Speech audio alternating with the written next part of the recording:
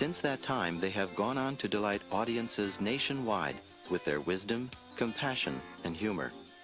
Even though they were born on opposite sides of the globe and grew up in very different cultures, Dr. Dyer and Dr. Chopra evolved along similar paths.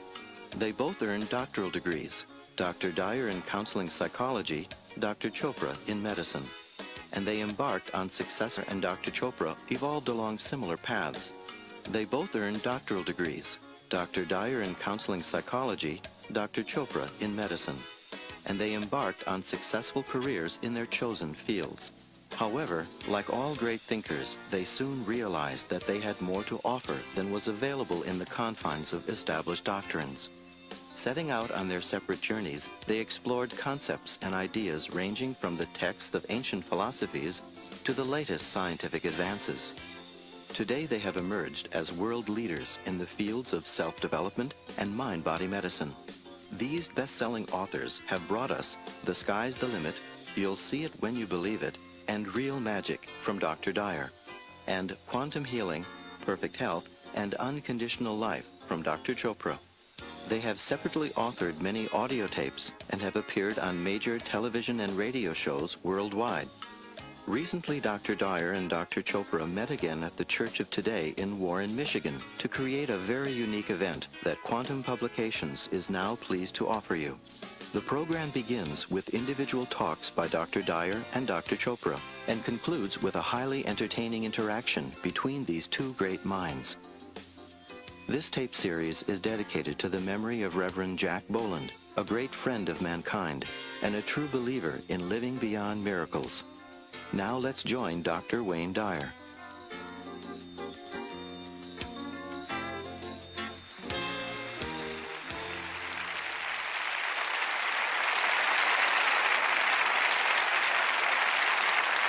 Thank you. Thank you. Good morning. Good morning. I would like to introduce, before I begin, my soulmate, my precious wife, the woman who is so supportive and caring, the mother of 7 of our children, the person who really guides me. When I heard Bette Midler sing, "You Are the Wind Beneath My Wings," I knew that she was dedicating that to my wife, Marcy Dyer, who's here with me today.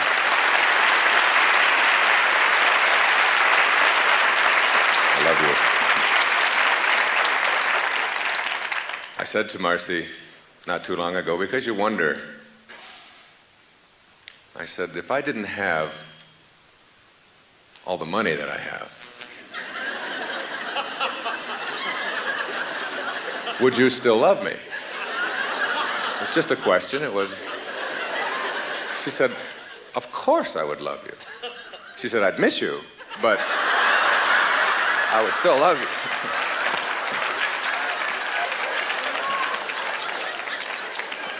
No, she didn't really say that.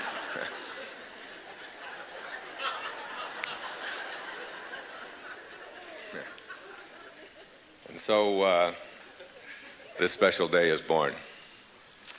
A day that I've dreamed about for a long time.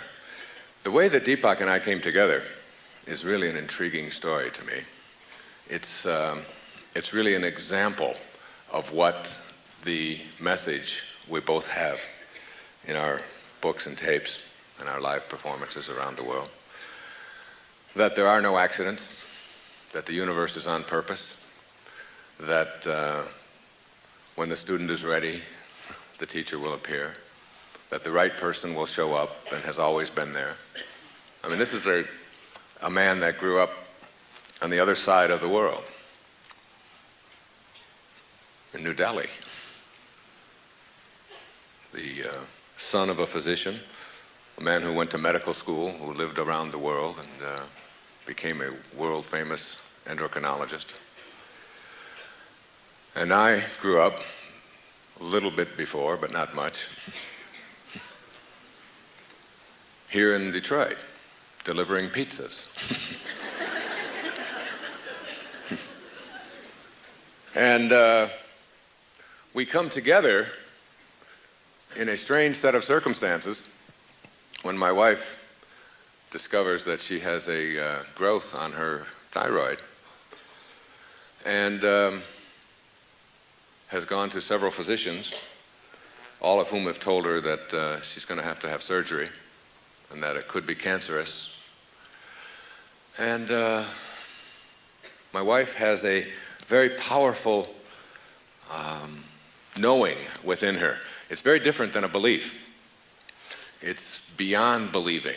It is, I've seen her do it in giving birth to 5 of the births of our children. I was there, and I watched her go into another state of consciousness and literally become some other human being as she went through this process of, without ever complaining, without ever whining, without ever asking for any medication or any help, using this very powerful inner source and teaching me how to go along there with her to do it. I've seen her do that, and I knew that she had this knowing when she was told that she had this growth. Now, I had heard of the name Deepak Chopra as just a funny Indian name. I mean, who's named Deepak? I mean, please. I promise you, at Denby High School, there wasn't a Deepak in any of my classes. And I'm sure in New Delhi, there wasn't a Wayne either. And so I called the people at Nightingale Conant who produced my tapes, and I said, I would like you to send me the best tapes that you can send on self-healing. And they said, well, we only have one that constitutes the best. And they sent me Magical Mind, Magical Body. And I listened to them that day. And I turned them over to my wife. And she listened to them. And she said, I've got to meet this man. I've got to ask him about this thyroid thing. And lo and behold, the next Saturday, Deepak and I were on a program together in San Francisco that Louise Hay has been putting on, Visions of the Future. And after his talk, early in the morning, I was speaking late in the afternoon and he was on in the morning, I went over to this man where there were hundreds of people standing in line asking for autographs. And he stopped and he turned around and he looked at me and he said, I've always respected and admired you. Now, this is a physician. It hasn't ever happened in my life that a physician, an MD, has turned around and said those words to me. And I had an instant, what they call in Buddhism a satori, an instant kind of awakening, a feeling of love for a man that I don't think I'd ever experienced before. It was like a falling in love in a moment. I felt an enormous kinship. I felt that we were brothers who were brought together from different parts of the world. 3 weeks later, we were again on the same program in Seattle, and I told Deepak about my wife's thyroid, and he said, bring her to Seattle. And we flew out to Seattle and spoke again and had lunch. And since that day, we have become fast friends, colleagues, and my new book, which will be out in about 2 months, is dedicated to Deepak. My wife went to the Ayurvedic Health Center in Lancaster, and at the end of a week, with her knowing and with meditation and panchakarma treatments, she had shrunk that nodule down to where it's almost invisible. So there is something that brings people together. Thursday night, Marcy and I had dinner with the 6th man to walk on the moon, Edgar Mitchell. Someone you might want to think about bringing to your church sometime, Michael. A wonderful spiritual man. Dr. Mitchell and his wife Sheila And we were talking in this restaurant, this Thai restaurant in Florida, and he talked a little bit about his experience in space. And one of the things that he said that he had when he was in space was this incredible awakening. When he came back from the Apollo 14 mission in 1971 after walking on the moon, he left the astronaut corps very shortly thereafter because he no longer felt that he was a scientist. He had gone from being a scientist to being a spiritual metaphysician. He had an awareness, he said, that there is an intelligence to this entire system that we all find ourselves a part of. And that intelligence, even though it's invisible, is so powerful and so perfect. He said, I looked to the left and I could see an infinity of perfection. Every single planet and every single star to infinity was perfectly synchronized and in perfect movement, moving at thousands of miles an hour to who knows where and from who knows where. All connected by some invisible thread of nothingness. And he said, I looked to my right and I could see this tiny blue planet about the size of a quarter. And on that quarter, as you looked from the perspective of walking on the moon, were all of our troubles and all of our difficulties and all of the things that we think are so important in a quarter, cumulatively, all 5.5 billion of us on this little quarter. All of our worries of whether or not Michigan really can beat Cincinnati. Can 5 freshmen really do this? All of the concerns that we have, all of the freeways and all of the traffic jams and all on this little quarter. And he said that moment was a satori experience, an instant awakening. So you begin to develop as you become more tuned in to this higher consciousness that we'll be talking about here today, and begin to tap into it and use it, not just as something to dazzle your friends with, but as a way to create a life of miracles.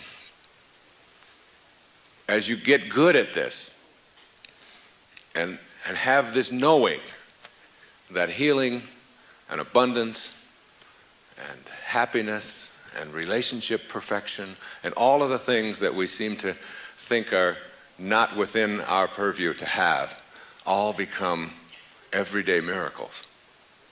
This consciousness, this invisible something or other that winds through it all. We get obsessed in our culture with what you call it. You know, what is its name?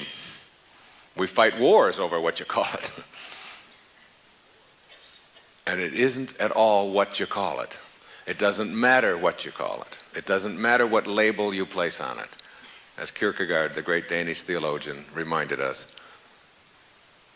once you label me, you negate me. And the same is true for this invisible intelligence that allows this whole universe to hang together. From the tiniest little cell in our body to the planets moving and to the galaxies beyond. This invisible intelligence makes it all work. It's interesting when you try to get a perspective on what it is and how it works. When I arrived for my second visit to Lancaster in February, I had been having a dream, for the last couple of decades, about being out in the middle of the woods. And in this woods, I would walk along, and I would all of a sudden come upon a beautiful pond and it would be frozen over. And I would put on my ice skates, and I would just skate effortlessly through, and I would see the trees, and I would hear birds, and the snow would be, I was like this, and it would be, it's a repetitive dream that I've had over and over again since I was a young boy. See, I grew up not far from here, in Mount Clemens for some years, in a series of foster homes, and then on the east side of Detroit when my mother got her family back together. And after I would deliver the Free Press in the morning, this was after the Times folded, I would then go over and play hockey. And I played hockey almost every day after school and on weekends down on the Detroit River. I really loved to do it, and I was a defenseman, so you really get good at skating backwards and gliding. And when I watch the Olympics, I can do all of those funny little axles and double twists and all of that stuff that they're doing. And skating is just like a way of life with me. I mean, I can feel myself doing it and gliding through it. But the last time I had ice skates on was 1958. 1958, the year I graduated from high school. Was the last time I had ice skates on. But see, always in my dream, I had this knowing. And I've talked about this here in this church, at services that I've given, is a knowing that is something that is present in you at the cellular level. In every cell of your being, you have this powerful knowing.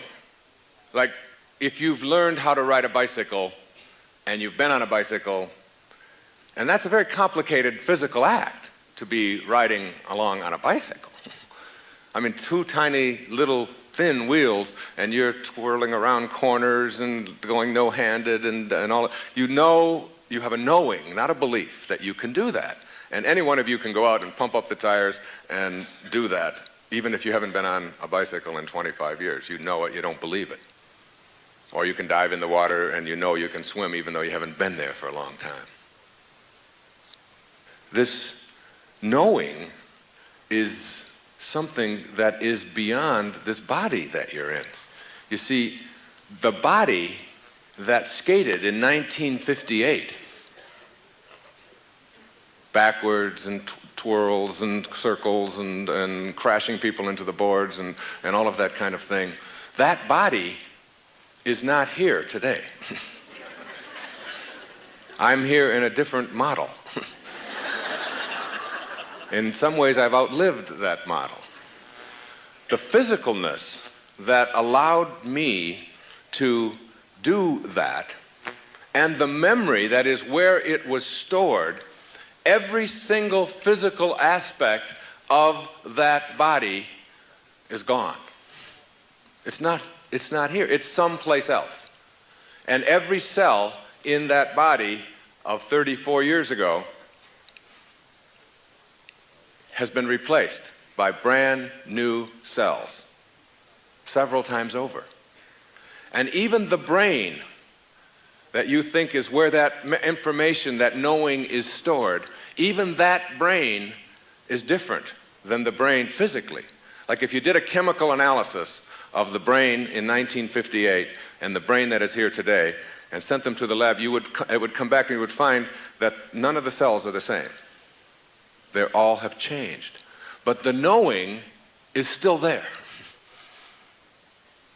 Now that's very powerful, because when I got to Lancaster, the first thing I did, it had been about record cold for 10, 12 days. It had been below zero every day for the last couple of weeks. And so I went for a walk where I had been in the fall, where I had found this pond, and I walked out to this pond, and there was the pond in my dream. It was exactly the same. It was like I recognized it.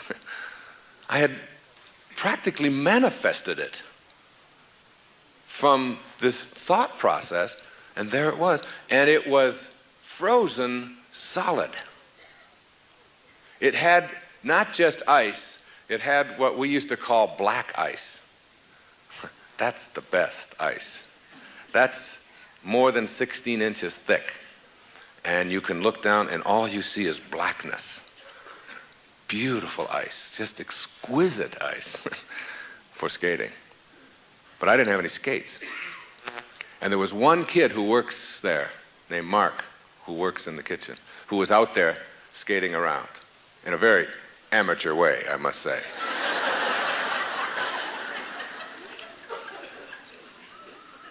So I said to Mark, I reached into my pocket and I gave him some money, a lot of money. And I said, Mark, I need a pair of skates today. He said, it's Sunday. I said, I need skates today, Mark, and you can keep the change. That afternoon, a pair of skates was manifested. Brand new hockey skates. And I walked down to that pond that afternoon and I put them on, and there I was. I skated 23 hours that week. Just every day I would go out there and I had the time of my life, all by myself, just living out this wonderful fantasy. And what I want to suggest to you is that the knowing, the powerful knowing that was there, that I could do that, and I could still have all those moves, and they were all there, and I didn't fall one time the whole week. And I was able to do all of the things, even though I had a brand new body and a brand new brain and nothing left of that physicalness. Whatever that intelligence, that invisible intelligence is that allowed me to do it before, it had somehow transcended my physicalness. And I suggest to you, and Deepak will bring it home powerfully to you, that this intelligence is something that we can all access and create not just what we do in our physical world every day, which is where it all comes from, but we can begin to create miracles for ourselves in our lives. Aldous Huxley, in the Perennial Philosophy, he talked about 3 things that all ages of man and all civilizations since the beginning of time all have had in common about what I'm talking about here this morning. All ages, all civilizations, from the ancient cavemen and their totems to the African traditions, to the New Guinea traditions, to the European and the Eastern traditions, and the Indian and the Japanese tradition. And these are people and places that have never intersected with each other in a physical way. All of them have had what Huxley called 3 things they have in common. If you look at the philosophers, the people who have spoken for their people at that time, they've all believed that there is an invisible intelligence beyond the world of the changing. All ages of man, somehow, their most enlightened beings know this. There is an invisible world beyond the world of the changing. Number 2, all ages, all civilizations who've never intersected with each other have all believed that that invisible intelligence is a part of every single human being. All ages. That it isn't something that is some people get and some people don't. It excludes no one. And 3, all ages of man have known and believed that the purpose of life is to discover God, or to discover whatever it is that you want to call that invisible intelligence that suffuses all form in the universe and allows not only you to take notes and to ice skate after 34 years of being away from them, but it allows the flowers to grow, and it allows the planets to align, and it allows the whole thing to exist. So if you want to call it God or soul or spirit or consciousness or Ralph, it doesn't really make any difference what name you put on it. It is not what you call it. It is in every one of us. We all have it. We couldn't be here without it. See, you will discover, as I discovered when my grandmother died, that when they weighed her just before her death at the age of 94 at Henry Ford Hospital, that she weighed 133 pounds. And then after she died, and there was this package, this container left that they were preparing to embalm. It wasn't my grandmother. It was now just a package. That it weighed 133 pounds as they waited for the death certificate. Powerful metaphor there for me in that moment was that whatever it is that constitutes your very life, it doesn't weigh anything. When life leaves the package that you showed up in, the package weighs the same. So your life is something other than the package. And when you get that, you understand that who you are is really this soul with a body, rather than this body with a soul. Or as I said, and you'll see it when you believe it, you're a human being. You're not a human being having a spiritual experience. You're a spiritual being having a human experience. But the quality of that human experience is dependent upon how able and willing you are to make contact with that invisible intelligence that suffuses you and all form in the universe, that is independent and outside of this physical form that you showed up in. This physical form that you showed up in was all handled for you in a split second. All handled in this infinitesimally tiny speck. In this little speck, when two little drops of human protoplasm collided, everything you needed for your form was handled for you. And you can't even begin to comprehend it.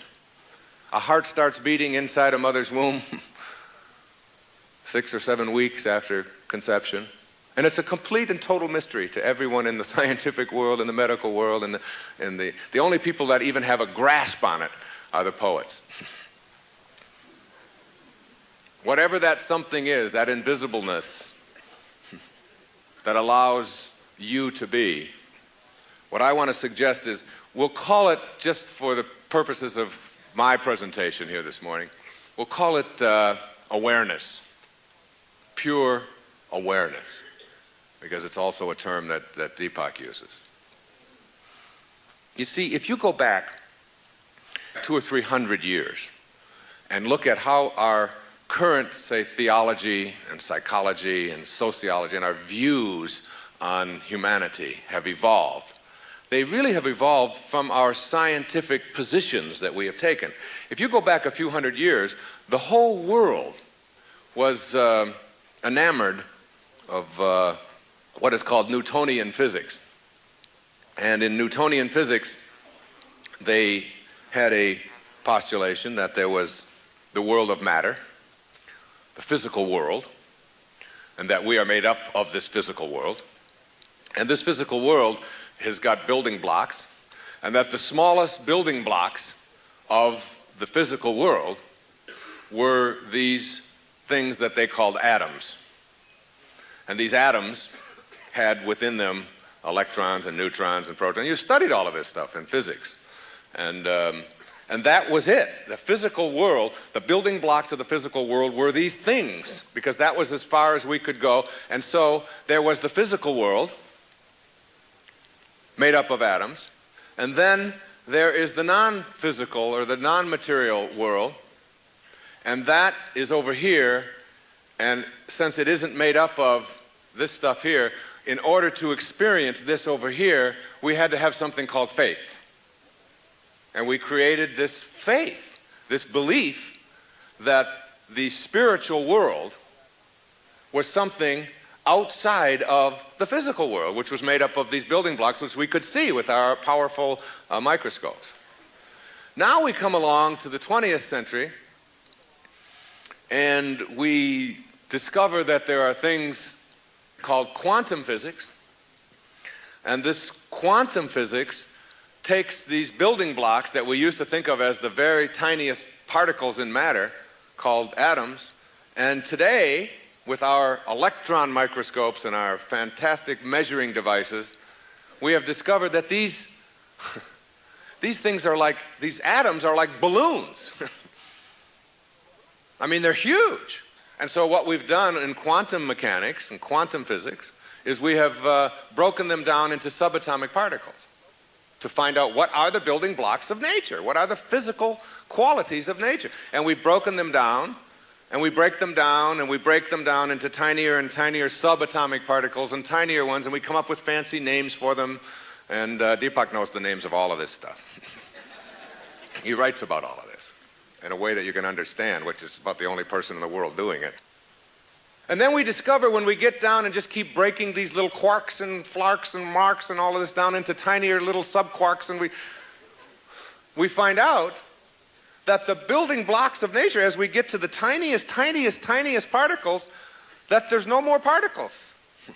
That the stuff that we're made up of is not something outside of us, that at the very tiniest levels, these things that we used to think of as particles are no longer particles, but in fact are pure energy or pure awareness, and that physical and spiritual are not separate from each other, but in fact are connected, and that the very thing that we used to think was outside of us and something that we just had to have faith in order to experience our spirituality, we have now discovered scientifically that it is the same.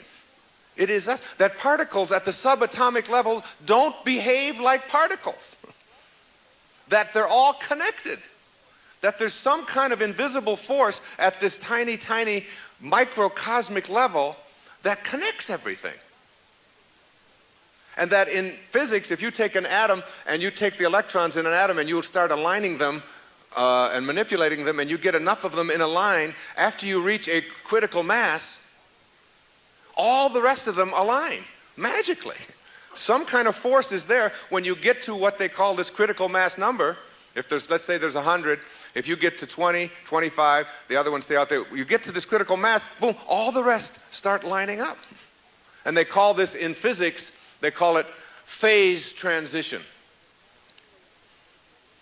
Now, isn't it interesting to speculate that if we are made up of these things, that in fact, as is the tiniest part of us, so is the cosmos, so is the external, all the intelligence that's within each cell, which is what Ayurveda teaches, is also outside of us as well, and that if every atom within us has that force to align itself, that maybe, just maybe, the same thing is happening right now.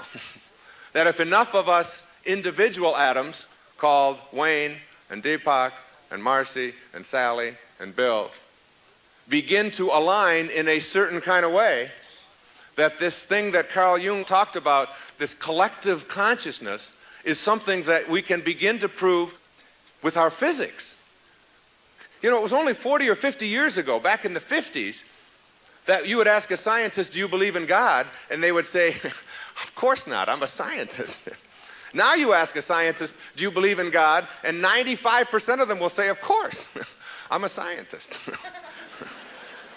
Because metaphysics, beyond the physics, are beginning, the physicians, the physical-only people, are beginning to say what the metaphysicians have been saying forever. As you think, so shall you be. The kingdom of heaven is within you. Even the least among you can do all that I have done, and even greater things. You will not be punished for your anger, you will be punished by your anger. So said Buddha. So said Christ. So said Muhammad. So said all of the spiritual masters who have ever walked among us. And now the scientists are beginning to say, it is within you. It isn't outside of you. And so we have joined forces, and now the poets who were writing like Blake in Auguries of Innocence, to see the world in a grain of sand and a heaven in a wild flower, to hold eternity in the palm of your hand and infinity in an hour. We are led to believe a lie when we see with, not through the eye, which was born in a night, to perish in a night, when the soul slept in beams of light. That is so powerful. You were led to believe a lie. When you see with, not through the eye, you can't see with an eye. We have a friend who was blinded in an accident years ago, named Sharon Kamlos, who's been here. Either one of us would give one of our eyes so that she could see. She can't see with an eye. You see through the eye. The eye doesn't see. The body can't see. The body can't hardly do anything. It's what's directing it inside. Deepak has this wonderful illusion, this wonderful metaphor that he uses, where you can go within your body and you can find the command center, but you can never find the commander. Somewhere in there, there's a commander. You can find all the cells, but you can't find who's doing that. That's that something, that mystery. And that lie that we've been led to believe is that who we are is this physical body, and that it is limited. You see, the physical body, our physical body is what keeps us separate from each other. You have a different body than I do. And you believe in that body, and you believe that you're separate, and therefore you believe in there's things for you and there's things for me. But on a round planet, somehow we've got to learn, and we are in a new phase transition, that on a round planet there's no choosing up sides. There are no sides. And we have to discover that not at the physical level, because that's the lie. The physical level, you were born in a night to perish in a night. When the soul, which is another name for it, slept in beams of light, formless, dimensionless, beyond the world of the physical. And so you become and know that you're this spiritual being, having this phenomenal human experience. But your belief is so strong in the lie that Blake refers to, that you are separate, that you are not connected. And yet, if a hijacking takes place in Cyprus, what connects you to the people on that plane, even though it's thousands of miles away on the other part of the one song, the Una one verse song, one song, on the other side of the one song, what connects you is those feelings that you have for those people who are sitting there staring down the barrel of a gun. Your thoughts, that invisibleness connects you, and you literally can feel their pain. And when you get good at discovering this higher part of yourself, and this higher part of yourself is the subject of our dialogue this afternoon. I can't wait for it. Deepak has just put out a whole program on this. I just finished the last tape just the other day called The Higher Self. Wonderful tape. 6 hours of bliss. You see, the lie you've led to believe works like this. You look at levels of awareness. I've been talking about calling this thing awareness. You look at levels of awareness. And you look at a stone. Now, a stone at the quantum level is alive. Do you know that if you take a stone and you crush it and you pulverize it and you make powder out of it, and then you pulverize it even further and make it as malleable as you possibly can make it, maybe even into liquid, and you send it off to a lab, and you send your brain off to a lab, and you get back the chemical analysis that is the same. There's only so much stuff in the universe to make up the world of form. With so much carbon, there's so much hydrogen, there's so much oxygen, there's so much nitrogen. There's just like a handful of this stuff. And it makes up a stone, and it makes up your brain, and it makes up your arm, and it makes up your nose, and it makes up your house, and it makes up your car, and it makes up the chair, and it makes up everything. It makes up a rhinoceros's horn. The same stuff that makes up you. And you believe that you are that stuff?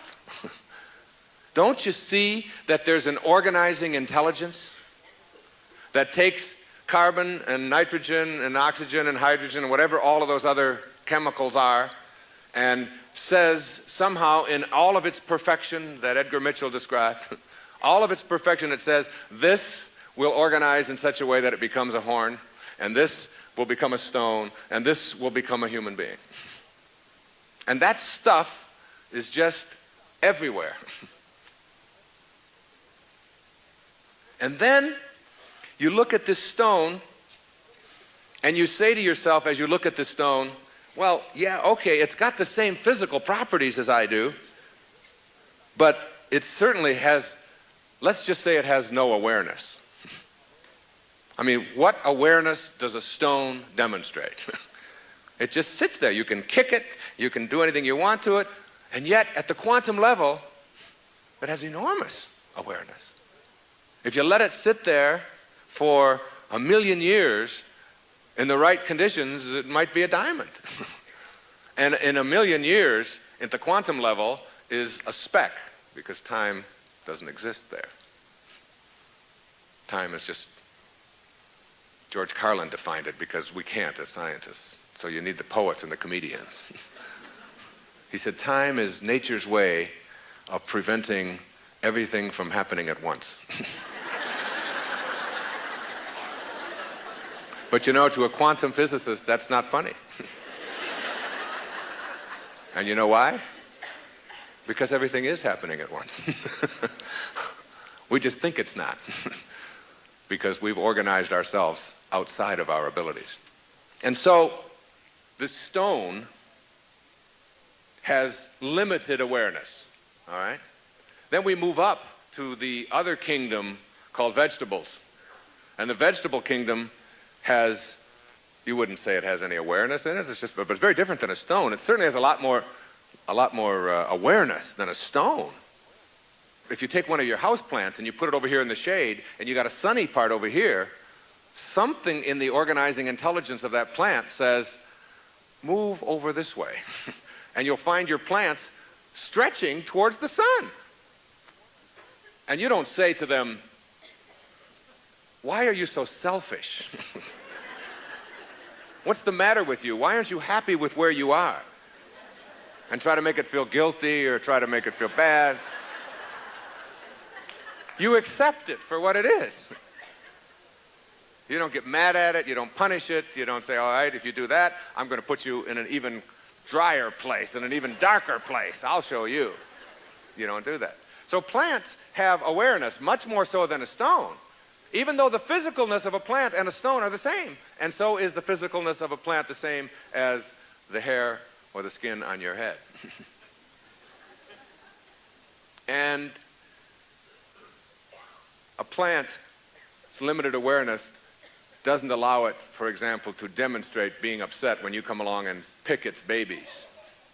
You know, you take its little baby tomatoes away. It doesn't say, oh, I went through hours of child labor. How can you do this to me? And I've been shading these little tomatoes all this time, and now you're just going to take them and slice them up, and you know, it just lets you do it.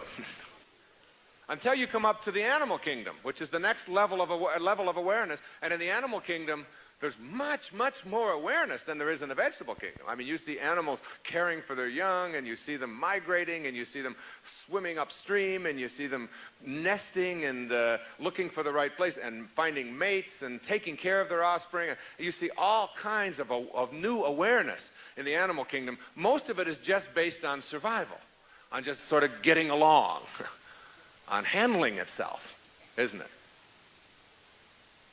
This is the end of side 1. Please turn to side 2.